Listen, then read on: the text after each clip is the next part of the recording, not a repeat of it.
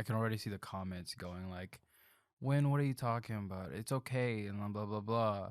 I And I hope. bet you it's the same people who are like, I "It hope shouldn't be not. okay if sexual harassment is not okay when towards women, but it's okay against guys."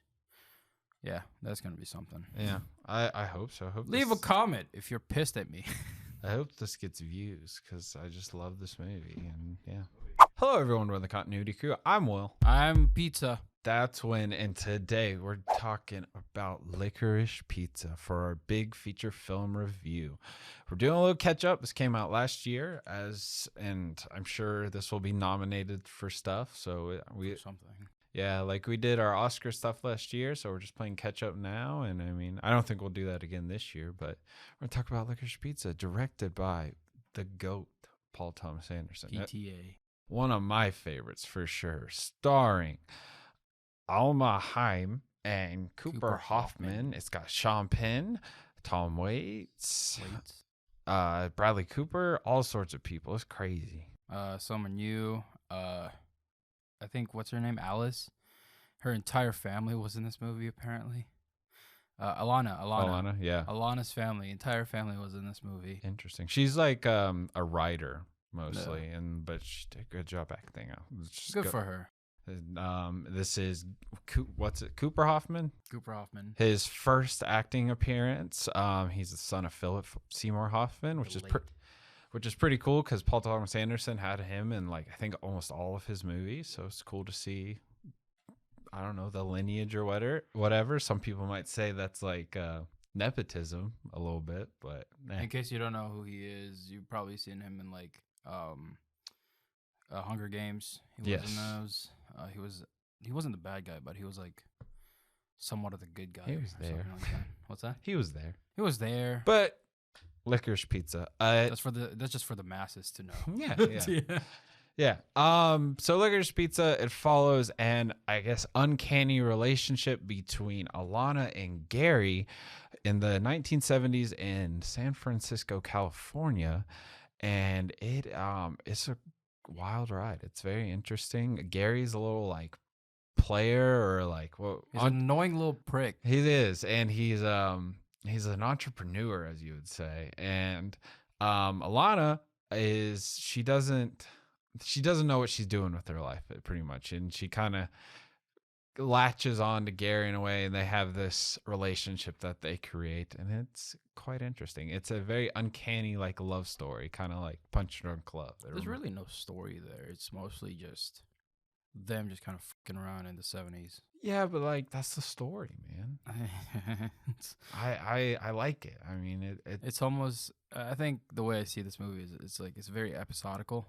Yes. So like you get like be a great show. What's that? It'd be a great show. I don't know about that, man. I know. I was just riffing off you, but I wouldn't want this as a show. I don't want it either. It's Paul Thomas Anderson's like filmmaking. It's the dialogue's incredible. The focus here is when it comes to Paul Thomas Anderson's movies, is the focus here is a more of like about the character and family stuff. Mm-hmm. You know, you always get that one person in the family that has like, or in the movie that has a family that's like really fucked up. Yeah. So yeah, it's very much. Most of his movies are very much character driven. I mean, you look at Phantom Thread, or I mean, you got Daniel Day-Lewis, like There Will Be Blood. Like it's very character driven, or like Punch Drunk Love, or I mean, just all of them. Have you seen Magnolia? I don't remember. It's that one's a little weird. It's very much like intertwining stories. It's got a ton of actors, like Tom Cruise is in it. But it's very interesting. It's one of my favorites. I mean, I love all of his movies. Did he do it? Yeah, I think he did. Yeah, he did that, right? Yeah. So, but Licorice Pizza. Just go ahead, lay it on me. What do you think about this? I think I'm just gonna talk about like the things I liked first. Yeah, go for it. Something that really stuck with me throughout this movie was just the cinematography. Mm-hmm. I thought it was really cool. I liked it a lot. It was and also the color grading. It had this like beautiful, almost cotton candy like look throughout the movie, and it really was just like the 70s as Yeah. you would look at it. I think this movie probably would have been terrible if they had someone else doing the cinematography. So let's say like they got someone from the Stranger Things and that style. It'd be like, I don't know about that because like it had the right color. It wasn't too colorful, but no, it just felt right. I would agree. The cinematography was great. they spent a lot of money with just to the cinematography because it was like I think it was shot on film throughout the movie, and film is expensive. It was like what is it, 35 millimeters, 75 millimeters, something like that. So I appreciate what Paul Thomas Anderson does with film. I think he's one of the very few, alongside Christopher Nolan and Quentin Tarantino, when it comes to film. He really sticks to that. So yeah, good for him. I bet that was expensive, probably more expensive than the actors, and that's probably why he hired them. Probably. I mean, he's got a lot of like, I guess, mainstays. Yeah. I mean, it was interesting to see like Sean Penn and like Bradley Cooper. But even like John C. Reilly, he was in it. I don't know if you noticed that. He was in it for like a split second at the little teenage carnival they had. He was Frankenstein, the monster. No, I don't. It was just him for a second. He was yelling at kids or something, and I just thought it was hilarious. John C. Reilly was in this. Yeah, he's in. I'm trying to think what movies. He's in Magnolia. He's in Heart 8, which is his first one. What else? I think is he in Boogie Nights? I think so. Yeah. Yeah, he's in a few. He's been in a few of Paul Thomas Anderson's movies. Yeah. I think as far as I remember. But speaking of actors, I think Cooper Hoffman and Alana's acting performances were great. I was very surprised to hear that it was Cooper's first. Because he definitely did fit that role. And I think him being an asshole in this movie, somehow not a lot of people can pull that off as well as he did. So I was really impressed by that. Maybe he's just like an actual asshole. Possibly, because I mean, his dad, he was famous star. Rich, yeah. Other than that, I think that's all I got about it. I mean, that's qualities of a good movie, though. Oh wait, the setting. I like the setting. The 70s. I hear people talking about how it's like the true 70s. I wouldn't know, and the people that I saw it with, or the people that I saw talking about how it was like true 70s was like probably our age. So I was just like, yeah. How would you know? Do you really know? Yeah. Because I'm pretty sure. Inherent Vice was in the 70s, and it had too much of a grungy feel. I'm pretty sure it wasn't in San Francisco. It might have been, but they got the setting, they got the feel of it, the cinematography, like you were saying, right. And it was good. It was good. I did like, just speaking of performances, I liked having these big name actors, but I still felt like Alana and Gary, like they still outshined Sean Penn and Bradley Cooper. It was just they did great. There's a lot of uncomfortable feeling in this movie. Yeah, so elephant in the room. If anyone's wanting to watch this review, and we haven't mentioned it yet. So Alana is 25 and Gary is 15, and they don't mention that in the trailer. They do not. No, so I thought at one point she even said like she's 28. Yeah, I think there's time jumps too, where he's like it's like I think this movie probably takes over a year or two. But yeah, some people do not like that about this movie. Yeah. And the thing is, most people usually just, I don't want to call them out for just virtue signaling, but some of them just basically do that. The way I see it is that it was unnecessary. Fair. Because honestly, here's the thing about this, right? I know it was the 70s, but that excuse is like almost thrown away when you have a child in an adult relationship. So I don't think that should work. Yes. But there's another thing about because it was a time, and that's the racial stuff, but I'll talk about that later. I'm not usually a virtue signal type person, but this generally made me really uncomfortable just because of how bizarre it is. It is bizarre, and she's 25. But here's the thing, right? No, go for it, because I want to hear what you have to say. Because any review I see, they're just like, I can't get over the pedophilia, and I'm like, okay, but why? I mean, I thought it was weird too. I mean, I agree 100%. Yeah. It's a very uncanny relationship. And I probably shouldn't say this, but I'm gonna. I don't know. You're 15 years old. It's the 70s. You're this little pimp guy. If you can get a 25-year-old, go for I it. think it's not. It's more. I don't think it's towards him. It's more towards her. And her Yes. character. The thing is, like, yeah, everyone else says like, oh, he's 15-year-old and they're uncomfortable, but they don't say why. I mean, yeah, granted, I get it. 25 and 15, very big age gaps. However, I think the thing that bothered me even more is the fact that this movie could have worked when they're about the same age. Yes. Either 15 or 18. And I'm not talking about each of them being like 15. One of them is 15, one of them is 18. I'm talking about them being 18. Yeah.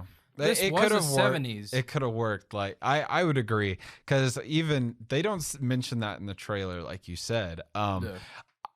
Whenever that was mentioned, because I thought they like went to the same school or something Yeah. from the trailer or something, but then they just kind of hit you like, oh no, she like is older and like is taking a school picture or whatever. I'm like, that it caught me off guard, and I was like, that's interesting. I mean, and I don't know, I kind of looked over it, just kind of thinking, I mean, Punch Drunk Love isn't the same because there isn't that age difference, but it's still that uncanny like love story, and I was kind of relating it to that, so I kind of got over it pretty quick. I think what I liked about Punch Drunk Love is the fact that like it's two different characters. It's totally two different characters. One guy is like somewhat anger issues, and the other is just kind of I love it, going with the flow or whatever. But yeah. still, what I'm trying to get at is they're two completely different, because this is an age thing between these two. But even then, like 18, they would still feel the same way. Yes. For example, like if she was like 18, she would have just been the same. She would have been like, oh, I don't know what to do with my life. Yes. I mean, it could have been he's 18 and she's still 25. Yeah. It could have been like he's this little senior pimp, not a freshman little entrepreneur pimp. But he instead, and she's 25, not knowing what to do with her life, doesn't know if she's gonna like leave San Francisco or do whatever with her life. But no, I don't know if it was unnecessary. I think there was a little shock value that he wanted to have in there.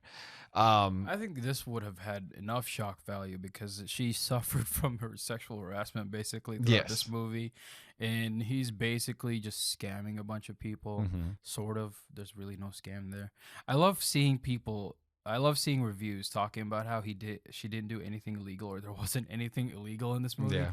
I don't know about that. There's some shady stuff that going on. Property damage is a big thing. Oh yeah, Bradley Cooper's car. Yeah, Bradley Cooper's car, Bradley Cooper's house. Yes. Water damage everywhere. They're basically scamming people in this movie. I don't think there was any vandalism or anything. Yeah, like that, honestly. Still, so this actually, now that I think about it, Gary, he reminds me a lot of a friend I actually had, where he was always looking for like his come up. Yeah. Or like, and I mean, so it's somewhat not necessarily relatable, but like I feel like a lot of people know someone like Gary. I know someone like Alana, and she was my age or even younger than me. The thing is, she was exactly like her. I'm just gonna say we both know her, so I'm just gonna say her name. Okay. She was basically like, I can kind of see that. Yeah. She was basically like this. She was kind of like, yeah, she was everywhere. She went into like the whole political side of things, so she wanted to change the world and stuff like that. I mean, she still does, but it's not like Alana where she's like, yeah, wow, that's what I mean. That's crazy. Now you just made me like the movie more because I can connect with other more people into this. No, I mean, this makes me like the movie less because I have a friend that's like that, and they could have worked. I don't know. That. It's but it's like it makes the characters not. I'm not trying to attribute like this to her or him to like the friend I know. It's just it makes I know somebody like that. I not necessarily that they are them, but like these are real people in the film. Like it makes it feel more real and like it could actually happen. Like I see people comparing this to Once Upon a Time in Hollywood, And I hate to say it, this is way better than Once Upon a Time in Hollywood. Thank God. I I thought we were really, gonna have to like. in all fairness, though, I don't like Once Upon a Time in Hollywood all that much. I respect it. I don't like it. I think I think it's a little overhyped. Absolutely. So whoever It's a said that, Quentin you're movie. right. Yeah, age gap, big no to me. I think that's what's gonna take up most of this, or most of the points for me, because I really don't think that he should have done this like as a risk almost. And Yeah. the thing is, he knew what he was doing because they don't even Yeah, mention but that it's in the still trailer. getting like huge reviews. I would say yes. If he had mentioned it in the trailer, Yeah, not as many people would have gone and seen it. yeah, I will say I think it kind of hit. He knew what he was doing though with like the 70s like demographic, because when I went and saw this, it was a bunch of people who probably grew up in the 70s who like they're that's fair. like 60s late 50s. I think my math is right there. But it's like they grew up in this time, and so it's like I think he knew what he was doing, because Yeah. he's thinking critics are that age or like whatever. So like in a That's fair. sense, because I like guess. every ad I see for this, it's like 5 stars, movie of the year, and I was like, okay. I went into this kind of skeptical, Yeah. but like as I watched the movie, I was like, yeah, no, they're right. This is movie of the year. If you have go watch our best movies of the year, and I mean, spoiler, I put this as number 1. So This movie, when it was recommended to me on YouTube and stuff like that, I remember seeing like the most what is it, uh, controversial movie of the year or whatever, and I remember seeing that. I was like, what could there be controversial about this? It just seems like a love story. It's Yeah. Paul Thomas. It's Paul Thomas Anderson. Paul Thomas, yeah. Paul Thomas Anderson. It's Paul Thomas Anderson. What do you mean? And then you watch it and you're just like, yeah, But no. I wouldn't say it's the most controversial, but I mean, of recent time. The thing is, like, if it wasn't in this environment and That's this fair. atmosphere, it would have made sense in a way. Because, like, if this was a whole Me Too if movie this and was stuff. like an earlier Paul Thomas Anderson, it would have been better. I think it would have been overlooked, Yeah. honestly. Like because of like the whole Me Too movement and all that stuff, there is a majority difference Yeah. between people saying like, oh, because he's a guy, it's okay. Yeah, it's not okay because he's a guy, but I mean, he was asking for it. and they still overlook that. But still. Yes, just kind of like final thoughts for me. I think that, or do you have more? Do you want? I don't remember. Let me check. I do have notes on Well, this just movie. like for me, like when I already said like the things I loved, like the cinematography, the acting, like the script itself, just the dialogue is so good.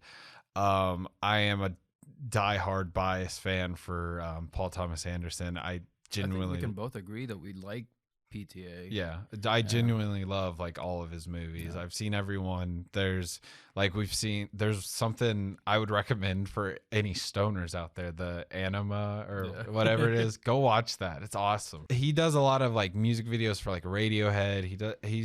He does more than just movies, and I find that really cool. I haven't seen a lot of that stuff. I've only really seen his movies, but he's definitely probably one of my favorite, if not my favorite director, like doing stuff right now. So, and in people's defense, because I did tell them that they're fucking stupid. The people who said that it was the 70s, the ones that talked about the racial stuff, that was the 70s. Yeah. What the fuck do you mean? Yeah. Because like the thing is, I'm Asian, so I can say this. Yeah, that's a thing. And it's funny. I was gonna say it's like nothing good ever comes after he says that. I know. But no, I mean, it definitely, that is the time. I mean, I even like, I'm thinking Inherent Vice, they even had kind of that racial stuff. It kind of reminded me of kind of the racial stuff in Many Saints of Newark. No one says anything about Quentin Tarantino saying the N word, but Nope. nah, it's just completely wrong when PTA does it. Yeah. Even though it was the 70s, so Yeah. But it's really stupid. Oh yeah, I have things about here about people's takes. There's there's like a group of people that's similar to us. I'm not gonna say who they are, but this one says there's a lot of movies depicting similar age problems, and it's bullshit. What other movies? What they're pointing out is, I think it's the fact that it's like I don't know either. I don't know. They didn't say any I example. genuinely like can't think of a movie that's done this like recently at least. Like I feel like actually like movies from the 70s did stuff like this. So I kind of it kind of works. It doesn't. They said that they were like, it's bullshit. You guys are just like whining and stuff. As someone who calls out people online, I think you guys are fucking stupid because it doesn't mean it's okay. Yeah. Just because other movies does it, it doesn't mean it's okay. I had other stuff, but I don't know. So just one like last thought on the age thing. Yeah. And it's weird. It's wrong. If this was set in 2020, it would be not what it is. But I completely lost my train of thought. No, I know what you mean. But it's God. What was I gonna say? Age range. If it was set in 2020, it wouldn't work. Yeah. But there was something else that I wanted to say with that. I don't remember. But it's gone. It's in the void. Whatever. He's gone. His thoughts are gone. This happens to us all the time. Yeah. It's like I've got this thought, and then I start talking and I start fleshing it out, and then like, oh, what was I gonna say at the end there? But yes, I just think it works because it's the 70s, because it kind of goes back to that 70s like comedy kind of film. But yes, it is still wrong. It's funny because I have that on here. And for people saying it was of the time period, I think that's only okay if it had nothing to do with harming a child. Yeah. I don't know. I had a very strong moment of realization after this movie. And that is, you didn't really need to do that part. You could have just completely just like it made me like it more because it's just like it's weird. Like it I don't know. It felt like Paul Thomas Anderson. I liked it. I just think that his style isn't limited to that. I think his style is fast paced, it's high energy, romantic movie without the tropes that follows it. And playing devil's advocate to what I'm saying, like I've watched a lot of like messed up movies recently, and I look at reviews for them, and they're always like, oh, it's like it's messed up for the sake of being messed up.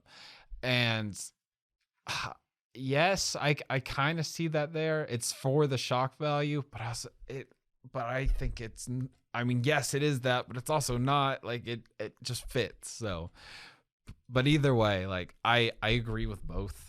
I mean, that's, to me, it just doesn't make sense. That's all. Okay. That's fair. Yeah, but it got really uncomfy when they started when she started showing her boobs. I was like, that's a 15-year-old. It's so funny. Come on, man. It's so funny. That scene was in the trailer, and I was like, that's just great. And I don't know if I'm gonna put this part in the video. Well, here, let me say this real quick. Okay, as a man who likes older women, yeah, this movie was like a fever dream. It was awesome. You can include that, but go ahead. But let's wrap this up. We've kind of. Do you have any final thoughts? No, I just have my overall thoughts. But it's usually after the thing. I think it's great. Critical rating. And entertainment. We do 2 ratings: critical, entertainment. 1 being the worst, 10 being the best. Win. What's your critical? 6. I can't overlook that. It's just no, yeah, I get it, man. Like I'm not.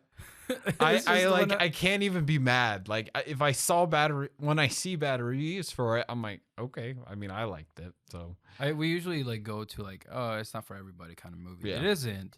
But the thing about this movie is that this is my kind of movie. It's just it's that one. It's just that thing. One thing that just doesn't make fucking sense. See, it's like I get it, but my critical rating. You probably guess it. It's a 10. Like it's my movie of the year. It just like my other top 3, Prince Dispatch in 9 Days. Like it's just, I went into this movie and it was just incredible. I thought it was great. Again, probably a little biased there. You could maybe bump it down to a 9 because it's Paul Thomas Anderson, but it's a 10 out of 10. Entertainment value, what do you say, 1 out of 10? Uh, Gary really pissed me off throughout the movie. Kind of reminded me of. Yeah, he kind of does. So I'm gonna give that one. I'm not gonna say that, but I'm gonna give this movie, entertainment value wise, a 4. These are some and obviously a 10. I loved every minute of it. It was such a fun movie. I just loved it, man. Here's the thing: I have grown to love PTA's work. His style of writing and his style of directing is very unique, almost as unique as either Christopher Nolan's or Quentin Tarantino. Even I love his style of writing and the way he directs his actors and the way he gets the performance out of them. I was really surprised that this was their first movies because I think they did an excellent job and it was something realistic. Yes. For once, and that wasn't boring. And also the tropes that would come with like a romanticized movie or a romantic movie isn't boring in this. It's very straightforward. It knows what it's doing, but it feels just upbeat. Like yeah, and that's high what energy. It's like Boogie Nights. I mean, who would have thought the industry would be so exciting, even like outside of the. I mean, I just love what. PTA, I think he's a great actor. He's a great director and he's a great writer. I just think that this was not his movie. If you'd like this movie though, I would. Well, and it's funny. Like this was my movie of the year, but it's not his best movie. I like There Will Be Blood. I mean, I like might Phantom Thread a lot. A Phantom Thread. I might even put Magnolia above it. Like there's just he's just such a great filmmaker. I mean, it's better than Inherent Vice. I loved it. I appreciate what he did. It's great. Loved Could have been better. It could have been better. Sure. Way I'll better. agree with that. I don't Way care. better. But anyways, that's our big feature film review for Licorice Pizza. Yeah. Paul Thomas Anderson. But we've been the Continuity Crew. Thank y'all for watching. Like if you enjoyed. Comment down below. Subscribe if you want to see more reviews like this. I said we've been the Continuity Crew. I'm Will. I'm Licorice. That's when. And as always, thank y'all for watching. We love movies. We love y'all. And we'll see you on the next one. Bye.